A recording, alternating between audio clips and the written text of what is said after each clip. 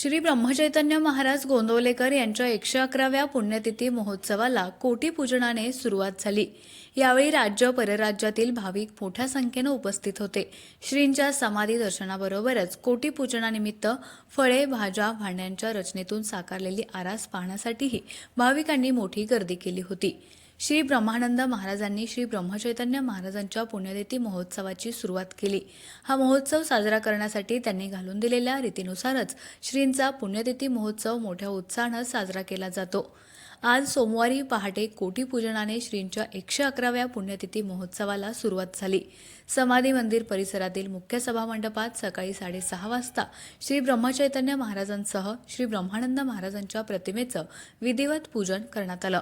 समाधी मंदिर समितीच्या विश्वस्तांच्या हस्ते श्रींच्या पादुकांचे पूजन झाल्यानंतर अक्षय बटव्याचंही पूजन करण्यात आलं। त्यानंतर पुष्पमालांनी सजवलेल्या गोशाळेत गायींचे तसेच कोटी पूजन करण्यात आलं। स्वयंपाकघरातही भट्ट्यांचे पूजने झाली। कोटीपूजनानिमित्त यंदाही कोटीमध्ये विविध वस्तू, फळे, भाज्यांच्या वापरातून पालेभाज्याच्या मांडणीतून साकारण्यात आली असून यात कोबी, फ्लॉवर, भोपळा, कोथिंबीर, टोमॅटो, हिरवी लाल मिरची, पावटा, केळी, लिंबू, बीट, वांगी अशा भाज्यांचा वापर करण्यात आलाय। स्वयंपाकघरातही विविध या वस्तू वापरून आकर्षक मांडणी करण्यात आली होती। ही सगळी आरास पाहण्यासाठी सकाळपासून भाविकांची मोठी गर्दी झाली होती।